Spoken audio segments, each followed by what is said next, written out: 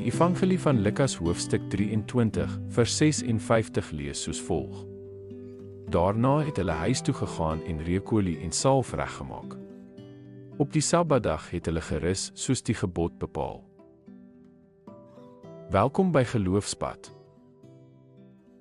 Op die oog af lyk dit na 'n stil pouse aan die einde van 'n tragiese hoofstuk. Maar weggesteek binne daardie eenvoudige stelling, hulle het op die Sabbat gerus, is 'n diepgaande en kragtige oomblik in God se verlossingsverhaal. Dit was nie sommer enige Sabbat nie.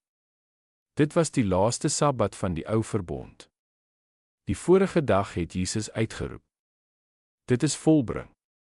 Sy verlossingswerk was voltooi.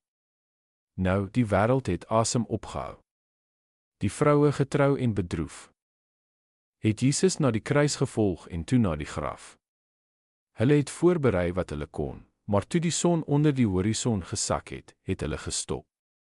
Hulle het die wet gehoorsaam. Hulle het gerus. Treur, wag, hoop, miskien verward. Hulle het nog nie geweet dat die klip waaroor hulle bekommerd was, reeds weggerol is nie.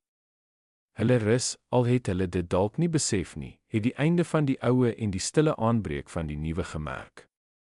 Hierdie Sabbat was die brug van wet na genade, van skaduwee na substansie. Terwyl die disippels getreur het, soos Josef en Nikodemus besin het, en terwyl die priesters beplan het om terug te hou wat reeds losgemaak is, het iets heiligs agter die voorhangsel ontvou. Die ewige Sabbat was aan die kom. God se plan is nie vertraag nie, dit was perfek betyds. In die donkerte van onsekerheid en hartseer het goddelike rus reeds deurgebreek. Hemel en aarde was besig om te herbelyn. Die wag was nie vermors nie. Dit was heilig. So leer ons iets kosbaars, soms roep God ons om te rus, selfs wanneer ons harte onrustig is. Soms is stilte nie afwesigheid nie, maar die stilte voor die opstanding. Kom ons bid. Vader, dankie vir die rus wat deur die Seun kom. Leer ons om met geloof te wag, om met hoop te gehoorsaam, en om op U perfekte tydsberekening te vertrou.